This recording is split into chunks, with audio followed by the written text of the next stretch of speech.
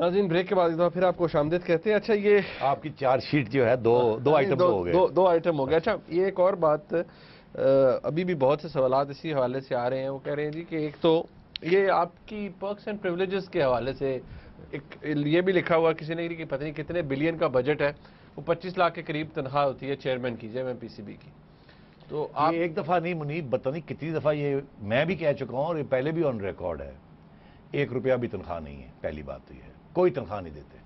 In fact जब मैं यहाँ पहुंचा तो ये कंफर्म किया, मैंने कहा भाई वो कुछ सैलरी शैलरी है, या उन्होंने कहा जी कोई सैलरी शैलरी नहीं है। अच्छा, देयर इज नो सैलरी, पहली बात। ठीक, पेट्रोल का वो एक वाउचर, वो कहते हैं 40,000 रुपये तक पेट्रोल माँ का एक पर मंथ आप डलवा लीजिए, दैट्स फाइन। अगर आपने यहाँ से इस्लामाबाद जाना है किसी काम के लिए तो वो होटल का कमरा बुक करा देते हैं। गाड़ी जो है वो, अच्छा हाँ ये भी, गाड़ी भी नहीं दी हुई। अच्छा, अब मुझे तो, मैं तो अपनी गाड़ी इस्तेमाल करता हूँ, गाड़ी नहीं दी हुई। मैंने कहा ड्राइवर दे दो, उन्होंने कहा जी ड्राइवर ले लें आप मेरी बात समझ रहे हैं। होटल का खर्चा जो कि डायरेक्ट बिलिंग होती है, वो खुद ही बुकिंग हो जाती है होटल का। मेरे आने से पहले चेयरमैन के लिए रूल्स ये बनाया हुआ था कि वो फर्स्ट क्लास ट्रैवल करेंगे आउट ऑफ द कंट्री। मैंने आते सार उसको तो चेंज कर दिया कि फर्स्ट क्लास नहीं ट्रैवल करेंगे, बिजनेस क्लास ट्रैवल करेंगे, पहली बात। दूसरी बात ये पहले रूल बनाया हुआ था कि चेयरमैन के साथ उनकी एहलिया भी जा सकती है at the cost of the board, वो पैसे देगा, मतलब है उनके होटल के भी, आने जाने के भी। मैंने वो भी ख़त्म कर दिया, मैंने कहा वो नहीं होगा। यहाँ ये भी रूल था कि मीडिया के लोगों को भी साथ ले जाया जाता था, मैंने वो भी बंद कर दिया। मैंने कहा नहीं, प्राइम मिनिस्टर पाकिस्तान ने ये कहा है कि जिस मीडिया बंदों ने पीएम के साथ जाना है वो अपने पैसे दें जहाज़ के और वो टिकट अपना कटवाएं। हमने भी यहाँ, मैंने भी ये कह दिया कि जी ऐसे ही होना चाहिए, कोई ज़रूरत नहीं इस किस्म के खर्चे करने की। I have no perks and privileges. वो करते क्या हैं, अच्छा, कि मेरे तो छोड़े, वो करते क्या हैं कि अगर आपने इस्लामाबाद जाना है तो 5,000 रुपया पर डे देते हैं। अगर आपको किसी काम के लिए इस्लामाबाद जाना है, किसी सरकारी काम के लिए आपने जाना है, अपने पीसीबी के काम के लिए जाना है तो 5,000 रुपया पर डे। ठीक है, और बाकी वो जो होटल का जो है वो खुद ही बिल पे करते हैं। तो मुझे ये बताओ, और अगर बाहर जाना है तो वहाँ क्योंकि एक्सपेंसेस ज़्यादा है तो $200 या $300 दे देते हैं। उसमें आपने सारा कुछ करना है, आपने लॉन्ड्री भी करनी है, ये भी करना है, वो भी करना है, खाने भी खाने हैं, अगर किसी को खिलाना पिलाना है तो देयर इज नथिंग देयर।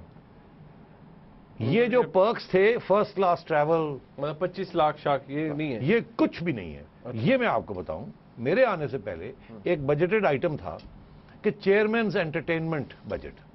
तो मैंने पूछा ये क्या है चेयरमैन का एंटरटेनमेंट बजट। उन्होंने कहा जी चेयरमैन साहब एंटरटेन करते हैं और ज़्यादातर तो मीडिया के लोग ही आते जाते हैं, कुछ और लोग भी ऑफिशियल्स आ जाते हैं, तो उनका खाना पीना जो है थोड़ी बहुत उनके लिए ये किया वो किया। तो मैंने कहा यार ये भी ख़त्म करो, इसकी भी कोई ज़रूरत नहीं। हम जब बाहर जाते हैं तो हमें तो कोई नहीं खिलाता पिलाता बाहर, तो हम क्यों आगे पीछे हों लोगों को खिलाना पिलाना। ये भी बंद करें, ये चेयरमैन एंटरटेनमेंट बजट। लाखों की तादाद, लाखों रुपए थे, तो मैंने कहा इसकी भी कोई ज़रूरत नहीं है। मिनिमल जितना है कि अगर दिन का एक खाना खिलाना किसी को तो वो आप छोटा मोटा जो हर कंपनी एग्जीक्यूटिव के पास होता है, इससे ज़्यादा चेयरमैन एंटरटेनमेंट बजट भी बंद करें। There is no need for all this lavish expenditure. मैं आपको बताऊं, जो बजट हम बनाने जा रहे हैं, अगर हमें इजाज़त दी गई, उसकी होमवर्क हमने कर ली है, मगर हम उसको अनाउंस नहीं कर सकते, ना ही इंप्लीमेंट कर सकते हैं जब तक हमें इजाज़त ना दी जाए from the courts. Board of governors ने हमें इजाज़त दे दी। बोर्ड ऑफ गवर्नर्स ने हमें वोट ऑफ कॉन्फिडेंस करके उन्होंने कहा जी आप बजट बनाएं, तनख्वाहें देनी है। हमने बजट बना लिया। आपको खुशी होगी जिस दिन हमें इजाज़त मिलेगी, मैं पिछले साल का भी बजट जो था और जो खर्चे हुए थे और इस साल जो बजट हमने बनाया और जो खर्चे नहीं होंगे, सारे डिटेल्स मीडिया में मैं रिलीज करूंगा और आप खुद देख लीजिएगा कि क्या हो रहा था और क्या हम किस तरीके से उसको निपटेंगे। जैसे ब्लीडिंग नहीं हो रही उस किस्म की सूरत हाल, तो आप देख लीजिएगा कैसे हम करेंगे इस चीज़ को, अगर हमें इजाज़त दी तो। तो अर्ज ये है कि कुछ नहीं है, ये मेरे लिए ज़ात के लिए यहाँ कुछ नहीं है। ओके, अच्छा मुझे ये बताएं, ये अब आज भी मैं देख रहा था राशिद लतीफ़ साहब की तरफ से भी आ रहा है, उन्होंने तो खैर चैलेंज भी किया था आपकी वो सिंध हाई कोर्ट के अंदर भी। वो कह रहे हैं कि आपको अगर 90 डेज का टाइम कोर्ट ने दिया जी इलेक्शंस के लिए हो, तो you are trying to interfere in courts day to day matters, और आप इंटरफेरेंस करना चाह रहे हैं। कैसे? अब ये दिस इज व्हाट नहीं, तो आपने पूरा स्टेटमेंट नहीं पढ़ा। नहीं, मैं राशिद लतीफ़ साहब ने दो बातें कही। उन्होंने एक तो ये कहा है कि आइन के मुताबिक, पीसीबी की आइन के मुताबिक जो नई आइन बनी है, जिसके ऊपर कंट्रोवर्सी हो रही है, उस आइन के मुताबिक मैं रोजमर्रा की चीजें कर सकता हूं, मोटी चीज कोई नहीं कर सकता। कोई फाइनेंशियल पावर्स नहीं है, कोई ये नहीं है। मैंने वो उसका जिक्र पहले भी किया था। अच्छा, पहली बात उन्होंने ये की, ये सही बात है कि acting chairman under the constitution उसके पास पावर्स, मेजर पावर्स नहीं होते, मगर एक्टिंग चेयरमैन को बोर्ड ऑफ गवर्नर्स लगाता है, गवर्नमेंट ऑफ पाकिस्तान नहीं लगाती। ठीक। यहां क्या हुआ? यहां जब ज़का अशरफ साहब को सस्पेंड किया अदालत ने, इस्लामाबाद हाई कोर्ट ने, तो इस्लामाबाद हाई कोर्ट अगर आइन के ऊपर जाता तो वो कहता कि अब बोर्ड ऑफ गवर्नर्स जो है वो आप एक एक्टिंग चेयरमैन अपॉइंट कर दे फौरी तौर पे। मगर अदालत ने ये नहीं कहा। अदालत ने कहा हुकूमत पाकिस्तान आप अपॉइंट करें एक्टिंग चेयरमैन। और उसने आइन के 4 सेक्शंस जो थे वो नॉकआउट कर दिए, कह जी ये ठीक नहीं, गैर आईनी है। और गवर्नमेंट ऑफ पाकिस्तान को कहा कि आप एक्टिंग चेयरमैन बनाएं और ये आइन को ठीक करें, इसमें आइन में ये मसले हैं। तो गवर्नमेंट ऑफ पाकिस्तान ने मुझे अपॉइंट कर दिया। जब मुझे अपॉइंट किया तो अदालत ने आखिरी हियरिंग जब 4 तारीख को हुई, जिसमें अदालत ने मुझे, उनके लफ्ज ये थे ऑनरेबल जज साहब के, कि आपके ऊपर अब कोई तलवार नहीं होगी, आप जाएं और सारे खाते खोल दें, कोट अनकोट, ये उनके लफ्ज है, जाएं और सारे खाते खोल दें। जैसे शौकत सिद्दीकी जी, मैं बड़ी जिम्मेदारी के साथ ये कह रहा हूं, और आपके उस सर के ऊपर अब कोई तलवार नहीं है, आप जाएं और काम करें और 90 दिन के अंदर अंदर इस सब चीज को ठीक करें और इलेक्शन करवाएं, और हमें बताते जाएं साथ साथ कि आप क्या करते जा रहे हैं, ताकि हमें पता चलता रहे कि ये इस तरीके से आप प्रोसीड कर रहे हैं। और 22 जुलाई को जब जजमेंट आई तो उसमें तो उन्होंने वो पुरानी बात जो थी वो खत्म करके, और उसमें उन्होंने लिख दिया कि आप केयर टेकर हैं, आप एक्टिंग नहीं है, इंटरिम नहीं है, एक्टिंग नहीं है, आपके पास कोई पावर्स नहीं है, और आप ये भी नहीं कर सकते, ये भी नहीं कर सकते, ये भी नहीं कर सकते, मगर 90 दिन के अंदर इलेक्शन करवाएं। मगर ये नहीं, मुझे नहीं कहा, हाँ वो चीफ इलेक्शन कमिश्नर और इलेक्शन कमिश्नर पाकिस्तान को कह दिया क्या कर दे। अब अर्ज ये है कि आइन जो है उसकी हैसियत क्या है। अगर एक अदालत जो है आइन को कहे कि नहीं, बोर्ड ऑफ गवर्नर्स नहीं अपॉइंट करेगा, गवर्नमेंट करेगी, तो आइन तो फारग होगी ना। वहां ऊपर से अदालत ये कहे कि ये सेक्शन उड़ गया, और ये कहे कि आइन को तो ठीक करना है, आइन में तो प्रॉब्लम्स हैं, क्योंकि आइन के जरिए ये जो इलेक्शन हुई है वही जो तरीका बनाया हुआ है वो ठीक नहीं है। अब अर्ज ये है कि राशिद लतीफ साहब अपनी जगह पे ठीक है, और मेरा प्रॉब्लम ये है कि मुझे ये कहा गया था कि आप जाके ठीक करें इस चीज को और इस सारे मामले को ठीक करें। अब जो जजमेंट आई है उसमें वो ये कह रहे हैं कि नहीं, तो अब मेरा तो कोई इशू नहीं है ना। मेरा इशू ये है कि ठीक है फिर, या फिर अदालत कोई एडमिनिस्ट्रेटर खुद ही लगा दे, मुझे फारग करे, मैं घर जाऊं अपना काम करूं, या हुकूमत फैसला करे कि उन्होंने कैसे करना है। आइन का जो प्रॉब्लम है वो कौन फैसला करेगा कि आइन की हैसियत अब क्या है। तो क्योंकि एक तरफ आइन को ओवररूल कर दिया गया, तो फिर आइन का कौन सा आर्टिकल चलेगा और कौन सा नहीं चलेगा। मगर ये बातें जो है, इनका जो एक्चुअल जो ग्राउंड रियलिटी के ऊपर असर पड़ता है, अगर टाइम है तो वो मैं बताना चाहूंगा आपको। देखो मुनीब, जजमेंट ने 2-3 बातें कही। एक, उन्होंने कहा कि मैं एक्टिंग नहीं हूं, केयर टेकर हूं, एक्टिंग नहीं हूं और पावर्स नहीं है। दूसरा, उन्होंने कहा कि आप सब सिलेक्शन कमेटी भी नहीं बना सकते, सिलेक्शन कमेटी भी इलेक्टेड चेयरमैन 90 दिन के बाद आके करेगा। तो सवाल मेरे ज़हन में ये खड़ा होता है कि अगर मैं चेयरमैन भी नहीं लगा सकता, सिलेक्शन कमेटी नहीं बना सकता, उसका चीफ सिलेक्टर नहीं बना सकता, तो आगे जो टूर्स जाने हैं वो कौन बनाएगा? मतलब जमा पे जा रही है। ठीक है, अगर कोई टीम मैं नहीं बना सकता या सिलेक्शन कमेटी नहीं बन ही नहीं सकती जब तक मैं हूं, जब तक इलेक्शन होकर नया इलेक्टेड चेयरमैन नहीं आता, इसका मतलब है क्या टूर्स कैंसिल हो जाएंगे? अब क्या मैं बनाना शुरू कर दूं और तौहीन अदालत कर लूं, या चुप करके बैठ जाऊं और टूर सर पे आ गया है और हम अभी तक हमारे पास सिलेक्शन नहीं हम अनाउंस कर सकते? तो ये इसका फैसला करना पड़ेगा किसी को, पहली बात। दूसरी बात यह है कि उन्होंने इसके अलावा 7 और ऑर्डर्स किए, जिसकी बड़ी प्रॉब्लम बनी हुई है हमें कि हम कैसे उनको इंप्लीमेंट करेंगे। पहले उन्होंने ये कहा है कि आइन के 4 हिस्से उन्होंने उड़ा दिए जिसके जरिए इलेक्शन होती थी। हमें ये नहीं कहा कि किस तरीके से इलेक्शन, अब वो कैसे वो इलेक्शन, तो 4 हिस्से उड़ा दिए। फिर उन्होंने इलेक्टोरल कॉलेज को डिफाइन कर दिया। उन्होंने कहा जी इलेक्टोरल कॉलेज पहले बोर्ड ऑफ गवर्नर्स होता था, अब उन्होंने कहा electoral college board of governors नहीं होगा, सारी रीजनल एसोसिएशंस के प्रेसिडेंट्स होंगे, इलेक्टेड प्रेसिडेंट्स होंगे रीजनल एसोसिएशंस के, इंस्टीट्यूशंस के और डिस्ट्रिक्ट एसोसिएशंस के। मगर प्रॉब्लम यहाँ क्या है कि 30% लोग जो हैं इन एसोसिएशंस में वो इलेक्टेड ही नहीं है। क्यों? और उनकी इलेक्शंस बंद हुई भी हैं, रुकी हुई हैं, बिकॉज आपस में लड़ाई झगड़े हो रहे हैं और स्टे ऑर्डर्स हुए हैं।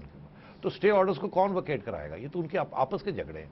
वहां इंटरिम कमिटीज बैठी हुई हैं, वो पहले उनके इलेक्शन होंगे तो हम इलेक्टोरल कॉलेज बनेगा ना, तो वो कौन कराएगा उनके elections? Election commission of Pakistan कराएगा। और वो जो सारे स्टेज बने हुए हैं उनका क्या होगा? मैं आपको एक छोटा सा एग्जांपल दूं, मैं नोट लिख के लाया। 114 मेंबर्स हैं according to the new definition of electoral college, 114 members हैं। उसमें से 37 मेंबर्स ऐसे हैं जहां के इलेक्शंस ड्यू हैं मगर हो नहीं पा रहे हैं। क्यों? बिकॉज वहां स्टे ऑर्डर्स हैं, हर किस्म की लड़ाई झगड़े हैं वहां। तो उनको कैसे वकेट कराया जाएगा? इलेक्टोरल कॉलेज कैसे कंप्लीट किया जाएगा? तीसरी चीज उन्होंने ये कहा है कि जो चेयरमैन जो बनेगा वो इन्हीं में से आएगा, और उसकी क्वालिफिकेशन ये होगी कि वो ग्रेजुएट भी हो, और वो पहले फर्स्ट क्लास क्रिकेट खेली हो उसने, या उसने टेस्ट क्रिकेट खेली भी हो, और या वो डिस्ट्रिक्ट और या रीजन को चलाया हो उसने। तो ये अब नीचे से ऊपर आए वो ऐसे सिर्फ ये नहीं, वो जो क्राइटेरिया बना दिया है उस क्राइटेरिया को अगर आप फॉलो करें। हम अपना एक होमवर्क कर रहे थे, मैंने कहा जी बताइए इसमें से इस वक्त जो 114 है उनमें से कितने अप्लाई करते हैं? तो मेरा ख्याल है 2 या 3 या 5 निकलेंगे जो कंटेस्ट भी कर सकते हैं, और 114 में से कंटेस्ट ही नहीं, मोस्ट पीपल कंटेस्ट ही नहीं कर पाएंगे। अच्छा, आगे आइए। इसके अलावा election commission of Pakistan, election commission of Pakistan को कहा कि आप कंडक्ट करें इलेक्शन। मेरी इंफॉर्मेशन ये है कि चीफ इलेक्शन कमिश्नर की व्यू है कि वो तो बहुत बिजी हैं और वो आइन के मुताबिक वो कर भी नहीं सकते इस किस्म का काम। ये खैर उन्होंने ये बात करनी। चौथी बात उन्होंने कही है कि जनाब ऑडिटर जनरल ऑफ पाकिस्तान जो है आके ऑडिट करे। मैं कहता हूँ 1 दफा नहीं 10 दफा करें, 10 दफा करें। मगर उन्होंने कहा कि गवर्नमेंट को एक सेक्रेटरी डीएमजी ग्रुप का बंदा लगाए बोर्ड का। मगर अगर ये हो गया तो आईसीसी हमें सस्पेंड कर देगी। आईसीसी का ये कहना है कि गवर्नमेंट इस किस्म की चीज नहीं कर सकती, आपके अंदर इस किस्म की मदाखलत नहीं कर सकती। और अगर जज साहब के ऑर्डर्स के ऊपर सेक्रेटरी यहां स्टैब्लिश हो गया तो आप you are in violation of ICC membership. तो मैं बड़ी क्लियर आपको बता रहा हूं। उसके बाद आप आइए, मैंने आपसे अर्ज किया सिलेक्शन कमेटी वगैरह का, तो ये सारी इश्यूज हैं। बजट के बारे में पिछले माह कोई 60 लोग थे जिनके कॉन्ट्रैक्ट खत्म हो चुके थे जून में। तो मेरे पास सीईओ आए, उन्होंने कहा जी ये 60 लोग हैं, इनके कॉन्ट्रैक्ट खत्म हो गए, क्या करना है? मैंने कहा मैं क्या करूं, ना मैं एक्सटेंड कर सकता हूं ना मैं उनको निकाल सकता हूं। वो बेचारे आ रहे हैं, दफ्तर आ रहे हैं, कॉन्ट्रैक्ट खत्म हो गए हैं, अब तनख्वाह मांगेंगे, तो मैं क्या करूंगा उनके साथ? क्योंकि पावर्स ही नहीं है। और अगर या तो मैं एक्सटेंड करूं उनको, या मैं उनको कहूं सैक करता हूं, तो वो बाहर एहतजाज करेंगे, कहेंगे जी ये क्या हुआ, हमें निकाल दिया आपने पूछे बगैर। और अगर मैं उनकी तनख्वाह के लिए सैंक्शन कर देता हूं तो मुझे कहेंगे जी ये आपने तो एक्सटेंड कर दिया कॉन्ट्रैक्ट, ये तो आपका हक वायलेशन होगी। इसी तरीके के साथ प्लेयर्स, हमारे जो क्रिकेट टीम के प्लेयर्स हैं, ये सारे इनके कॉन्ट्रैक्ट्स एक्सपायर हो रहे हैं, वो नए कॉन्ट्रैक्ट्स बनने हैं, उनकी पेमेंट्स हैं 2-3 करोड़ रुपए की, उनकी पेमेंट्स करनी है। वो कौन करेगा? कहां से हम पेमेंट्स करेंगे? इसके अलावा हमने स्टार स्पोर्ट्स के ओवर $1 मिलियन देने हैं, जो कि 6 माह हो गए उनके डॉलर्स, उनकी पेमेंट नहीं हुई, और वो थ्रेटन कर रहे हैं हमें कि अगर आपने हमारे पैसे ना दिए, वो हमने देने हैं उनके पैसे, आपने हमारे पैसे ना दिए तो हम ये कर देंगे वो कर देंगे, और पता नहीं बिल्डिंग का क्या होगा। तो वो भी चुप करके हम बैठे हुए। मतलब है, मैं आपको एक लिस्ट बता देता हूं ऐसी चीजें जो कि अर्जेंटली रिक्वायर्ड है। मैं ये कह रहा हूं मुझे मत दें पावर्स, किसी और को पावर्स दे दें, मगर ये मसला तो हल करना है ना आपने। मगर जिसको भी आप पावर्स देंगे, अब मीडिया जो है वो यही कहेगा जो जी आइन की वायलेशन होगी, फलानी होगी। यार आइन तो इस वक्त सस्पेंडेड है किस्म की। और बोर्ड ऑफ गवर्नर्स सब कहते हैं जी बोर्ड से पावर्स ले लें। बोर्ड ऑफ गवर्नर्स ने रेजोल्यूशन पास करके मुझे ऑलरेडी सारे पावर्स दे दिए। मैं आज लाया नहीं बोर्ड रेजोल्यूशन, मैं कल रिलीज कर दूंगा प्रेस को। वो तो कहते हैं करें आप सारा कुछ, मगर अदालत कहती है नहीं। तो इसलिए अगले हफ्ते हम जा रहे हैं डिवीजन बेंच पर, हमने फाइल कर दिया। इनफैक्ट हमने नहीं किया, गवर्नमेंट ने किया, हम तो रिस्पॉन्डेंट्स हैं। हमसे पूछा जाएगा, हम बताएंगे जी ये चीजें। तो ये बहुत ही एक सीरियस डेडलॉक हुआ हुआ है, इसमें कोई मेरा पर्सनल इंटरेस्ट नहीं है। अच्छा सैडी साहब, बहुत से लोग इधर आपसे सवाल भी कर रहे हैं। कुछ लोगों का ख्याल ये भी है कि नहीं आप सुप्रीम कोर्ट को क्यों नहीं कहते, वो फिर पीसीबी का चेयरमैन को बना दें। नहीं तो सुप्रीम कोर्ट जंग ग्रुप का एडिटर को भी वही नॉमिनेट कर दें, ठीक है। और मेरा ख्याल है चीफ एग्जीक्यूटिव ऑफ जियो को भी वही कर दें, और चीफ एग्जीक्यूटिव ऑफ डॉन को भी वही कर दें। सबको सुप्रीम कोर्ट लगा दे, सबके चेयरमैन को। मुझे तो कोई इतराज नहीं है, I have absolutely no issue, कर दे। ये क्या नाम है, एक ब्रेक का वक्त है सेठी साहब, जब वापस आएंगे एक आज भी खबर थी कि आपको डिक्टेटोरियल पावर्स लेना चाह रहे हैं अपने लिए, अभी भी ये डिक्टेटोरियल पावर है, तनख्वाहें देना डिक्टेटोरियल पावर है आपको, ये डिक्टेटोरियल पावर है, तनख्वाहें देना डिक्टेटोरियल पावर है जी। एक ब्रेक का वक्त है नाज़रीन, ब्रेक से जब वापस आएंगे तो गुफ्तगू का पीसीबी में डिक्टेटरशिप। हाँ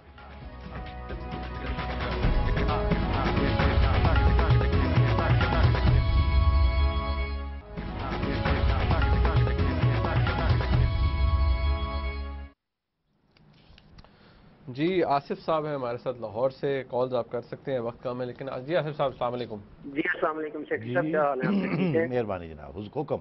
अच्छा सेठी साहब, एक सवाल तो ये है कि आईपीएल में जो मैच फिक्सिंग हो रही है उसकी जितनी भी तहकीकात है वो इंडिया ने खुद ही करके और उन्होंने अपने जो बंदे उनको क्लियर कर दिया, जिसमें राजस्थान रॉयल के जो है जी वो सवाल टाइम थोड़ा है जी। हाँ, उसमें सवाल ये है कि ये हम लोग उस पर क्यों नहीं स्टैंड लेते? सबको पता है कि ये जुआ हो रहा है, सट्टेबाजी हो रही है, हमारा मीडिया उस पर क्यों खामोश है और क्यों नहीं स्टैंड लेता उसके ऊपर? बड़ी अच्छी बात की इंडिया में इतना आपने, थैंक यू, बड़ी अच्छी बात की। ये मीडिया वालों को सुनना चाहिए और अकाउंटेबिलिटी करनी चाहिए क्रिकेट की। मगर मैं आपको एक बात बता दूं कि आईसीसी ने अब इतनी सख्ती के साथ पूरी एक विंग बनाई है करप्शन रोकने के लिए, और अगली स्टेप उसका यही है कि they will tackle this whole question of betting. मगर पहले वो एंटी करप्शन और विजिलेंस यूनिट उन्होंने बनाए हैं। मैं आपको ये बताता चलूँ कि पीसीबी, सारे boards are part of that, we share in that information and we support it fully. मगर 100 प्लेयर्स हैं इस वक्त जो टॉप क्लास क्रिकेट खेल रहे हैं, इंटरनेशनल क्रिकेट खेल रहे हैं, जिसको आईसीसी एक मैग्नीफाइंग ग्लास के साथ उनका हर एक्शन जो है उसको स्टडी कर रहा है, क्योंकि शक इतना सा भी हो तो वो कर रहे हैं। इस वक्त भी हमारी सीरीज चल रही है, जहां जहां सीरीज चल रही है आईसीसी के विजिलेंस अफसर वहां पहुंचे हुए हैं और एक एक चीज को मॉनिटर कर रहे हैं। तो ये अब बहुत बड़ी चीज हो गई है, because the betting is billions और हर किस्म की अब आपको पता है टेक्निक्स बन गई हैं। तो बिल्कुल सख्ती के साथ इसको रोकना चाहिए। सेठी साहब, अब वक्त हमारे पास बिल्कुल कम है और बस एक सवाल करी, किसी ने कहा थी कि what's your vision for the cricket, Pakistan cricket? I mean it's very vision for Pakistan cricket. वो विजन क्या है, पहले तो यहाँ रहने देंगे तो कोई विजन बनेगी। मगर वो आपको पता है हसद ही होती है, और फिर ये मीडिया राइवलरीज चल रही हैं, वो ग्रुप्स आपस में उनके जो प्रॉब्लम्स हैं वो, तो ये इश्यूज चल रहे हैं। मैं तो ये सबसे बड़ी दिलचस्प बात आपको बताऊं, विजन तो वही है जो प्राइम मिनिस्टर साहब ने मुझे जिस बेसिस के ऊपर कन्विंस किया था कि आप जाएं और इसको करें, कि इसको ठीक करें। यहाँ तबाही हो रही है, क्रिकेट हमारी गिरती जा रही है, दुनिया की क्रिकेट बढ़ती जा रही है और यहाँ आने के लिए कोई तैयार नहीं है, खेलने के लिए तैयार नहीं है। और उन्होंने कहा आप जाएं और जाके देखें और bring us back on the international match. और यहाँ ये है कि हाथ बांध दिए, मुंह को भी इसके ऊपर पट्टी नहीं लगी और इंशाल्लाह ना ही लगेगी भी नहीं। थैंक यू सेठी साहब, बहुत शुक्रिया। नाज़रीन, आपने प्रोग्राम देखा, इसका फीडबैक हमें ज़रूर दीजिएगा। देखने का बहुत शुक्रिया। खुदा हाफ़िज़।